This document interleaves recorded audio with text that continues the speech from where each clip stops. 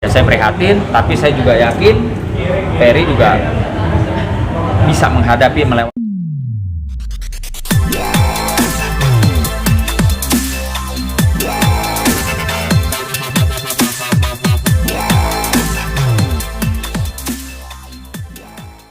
Oke Bang, terkait kabar Abang disebut pansos itu bagaimana Bang? Iya, sama Bang. Gini, saya jelasin ya. Sangat tidak tepat kalau saya dibilang pansos. Pansos itu artinya kita harus sama-sama tahu, pansos adalah seseorang yang nobody atau bukan siapa-siapa atau tidak terkenal atau skuter orang terkenal, ya itu panjat sosial sama seseorang yang terkenal atau lagi viral. Gitu. Jadi kalau saya sih tidak merasa pansos. Saya merasanya hanya saya terpanggil membantu kawan saya, Ferry, yang dimana pada saat saya baru pulang dari Amerika, dia menghubungi saya. Ya, dia telepon saya kan pengacara. Artinya kalau bicara itu sesuai dengan fakta. Ini fakta rekam percakapan saya, rekam komunikasi dengan Ferry itu lengkap. Ya. Jadi kalau ada pengacara senior yang bilang dia dihubungi sama istrinya Ferry, terus dia publikasi, boleh. Terus kenapa kalau saya dihubungi sama Ferry, saya publikasi? Nggak boleh. Emang TV ini cuma punya dia, ya kan? Gitu loh. Jadi artinya sangat nggak tepat kalau saya dibilang pansos. Kecuali saya nih orang nggak terkenal. Cukup gemas dan sebalo nggak sih Bang? Oh nggak perlu.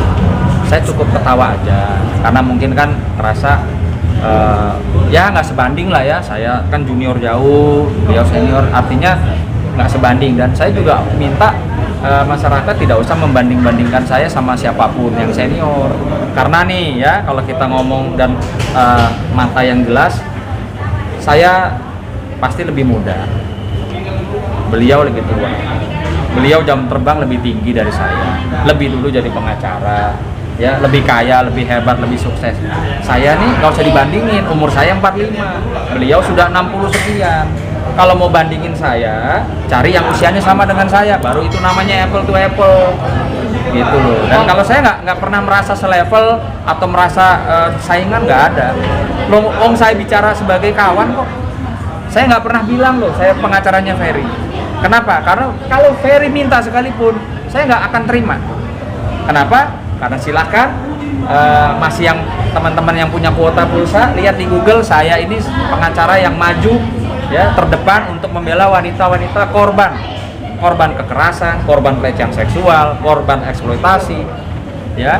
Dan sekarang pun saya masih menjalankan 3 perkara kasus-kasus korban-korban perempuan KDRT. Artinya nggak mungkin, ya saya mau dibilang tampil panggung hanya ingin menyampaikan bahwa Ferry bicara sama saya, curhat sama saya seperti ini loh. Kan semua orang punya hak yang sama untuk berbicara, untuk curhat. Gitu. Oke Bang, terkait tudingan dari netizen Ya. dengan pernyataan Abang seakan-akan tidak membela Vena gitu loh, malah membela Ferry, itu seperti apa Bang? Kata siapa? Coba lihat deh di Instagramnya Vena. Saya kenal Vena juga kok, ya. Mungkin statement Abangnya kemarin kali. Buktinya pada saat Vena ulang tahun ke-50 tahun kemarin di Kemang, itu saya juga ikut repot loh.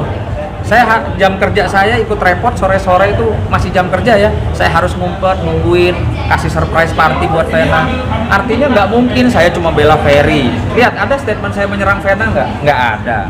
Cuma kan saya tahu etika bahwa ada pengacara senior yang sudah dihubungi lebih dahulu oleh Vena, ya kan? Ya sudah, saya kan nggak mungkin saya kontak Vena, nggak mungkin. Lah terus sekarang Ferry ngubungin saya mempublikasi saya dihubungin Ferry, kok dibilang pansos? Berarti Gitu. tidak ada menyudutkan Mbak Vena ya? Nggak ada, nggak mau saya, nggak mau. Dan Ferry juga tidak pernah nyuruh saya untuk menjelekan Vena atau menyerang atau enggak. Ferry cuma minta, Bang, bantu dong lurusin apa yang tidak seperti 100% benar di pemberitaan, cuman itu aja, nggak lebih nggak kurang. Tapi sudah dengar kabar Ferry ditahan loh? Belum. Tadi pagi masih berkomunikasi sama saya, ya masih berkomunikasi sama saya. Tapi setelah itu saya belum lagi, saya balas itu setengah 7 pagi, saya bilang Bismillah, hadapi dengan tenang di depan. Cuma ya, sampai malam ini belum ada kabar, Bang. belum ada lagi. Soalnya ada kabar terbaru Ferry ditahan. Ya, Loh, resmi. sekarang begini, kalau masalah ditahan apa nggak ditahan, ya, yang pasti itu bukan kapasitas saya untuk menjawab. Tentu silahkan teman-teman tanyakan kepada kuasa hukumnya, itu saja. Tapi sebagai kawan, ya saya prihatin, tapi saya juga yakin Ferry juga bisa menghadapi, melewati ini semua. Berarti menegaskan saja ya Bang, ya, menegaskan ini Iya. bahwa Abang tidak akan membela Ferry karena dengan kasus KDRT ini. Saya tidak membela Ferry dalam kapasitas seorang pengacara. Artinya, kalau Ferry minta, bro jadi kuasa hukum saya dengan bahasa saya pasti akan tidak mau. Ya, karena saya masih banyak perkara kasus-kasus perempuan yang ada di tangan saya masih berjalan ya, masih ada sidang kan, gitu loh. Bang, yang buat abang konsen bang soal itu bang. Gimana? Bang Vena sudah mencoba komunikasi. Bang Sunan atau Bang Sunan coba. Kan tadi saya udah bilang, saya ini kebetulan orang yang tahu kode etik. Ya, Vena jelas sudah ada, di sampingnya ada siapa. Nggak mungkin saya ngubung-ngubungin, nanti dibilang Sebagai sahabat lah. Sebagai sahabat bang. nggak enak saya, nggak enak. Bang, apa sih yang buat abang konsen bang soal KDRT sendiri bang sampai nggak mau gitu menolak untuk jadi kuasa hukum pelaku KDRT gitu? Ya kan mungkin teman-teman tahu ya, hampir 80% klien saya perempuan. Ya baik itu terkena kasus KDRT, kekerasan yang lainnya, penipuan, apa dan lain-lain. Dan memang saya juga kebetulan sampai saat ini istri saya belum pernah melaporkan saya kasus KDRT. Pacar saya belum pernah melaporkan saya kasus KDRT. Artinya saya bukan pengacara yang pernah dilaporkan kasus KDRT. Jadi biar clear, biar jelas ya. Karena apa? Karena saya benci.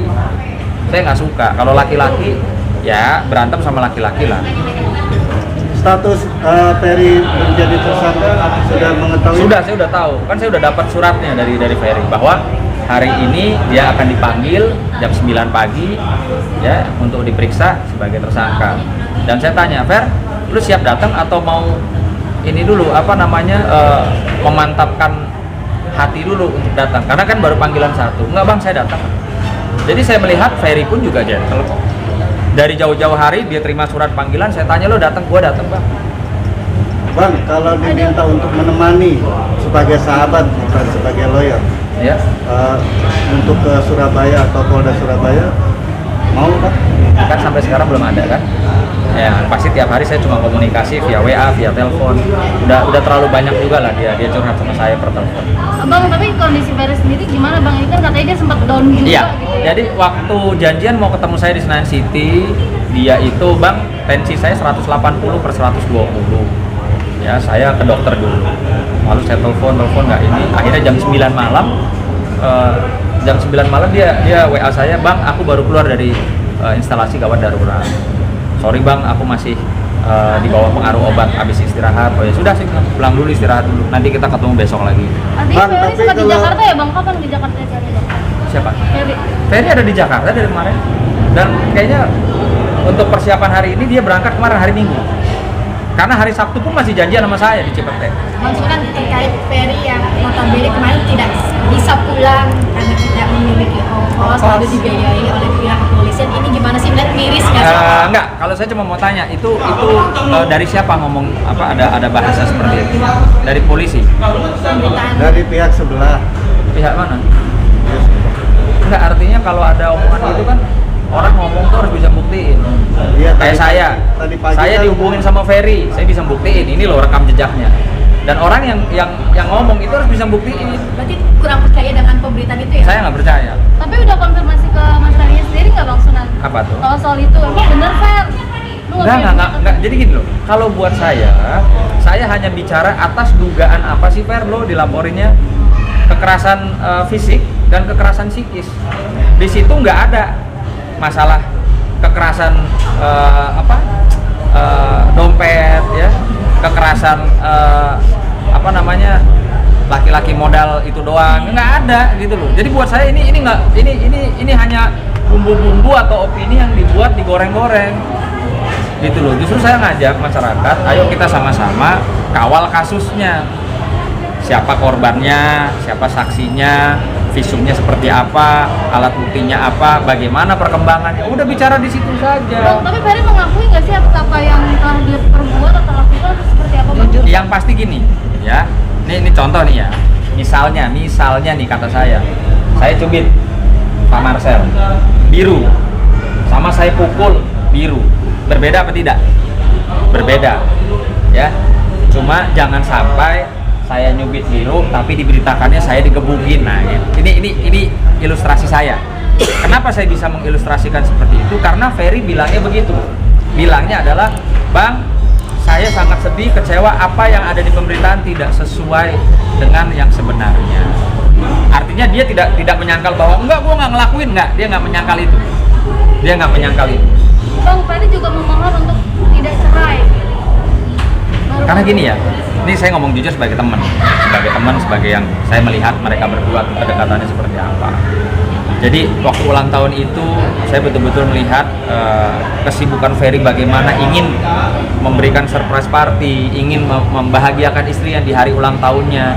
Terus bagaimana saya lihat tatap mata mereka berdua ya, saling menyayangi, saling mencintai, bagaimana mereka menggenggam tangan, berpelukan, bernyanyi bersama. Artinya ya kalau buat saya sih kan baru berapa bulan ya menikah. Ini memang masih taraf, kalau saya bilang namanya orang menikah masih taraf penyesuaian.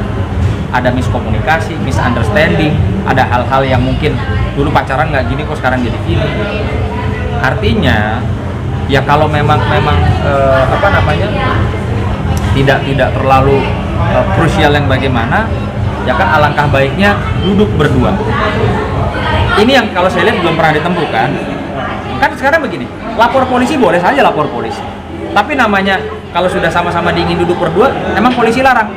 Emang pengacara larang? Kan tidak. Bisa duduk sama-sama. Fer, gini, mau dibawa kemana hubungan kita? Ini misalnya, ya kan? Oke, kita udahin, ya kita cerai, atau kita mau terus tapi bikin perjanjian. Kalau lo gitu lagi sama gua langsung laporin polisi, kita cerai. Nah ini kan yang belum ditempuh. Sementara pihak kepolisian maupun pihak kejaksaan melalui Pak Kapolri dan Pak Jaksa Agung itu sudah menyarankan kepada jajarannya dan kepada masyarakat kalau untuk kasus-kasus yang terkait dengan urusan rumah tangga didahulukan, dikedepankan restorasi of justice, ya, atau dibicarakan ke keluarga. Tidak perlu orang harus ada yang masuk penjara gitu loh.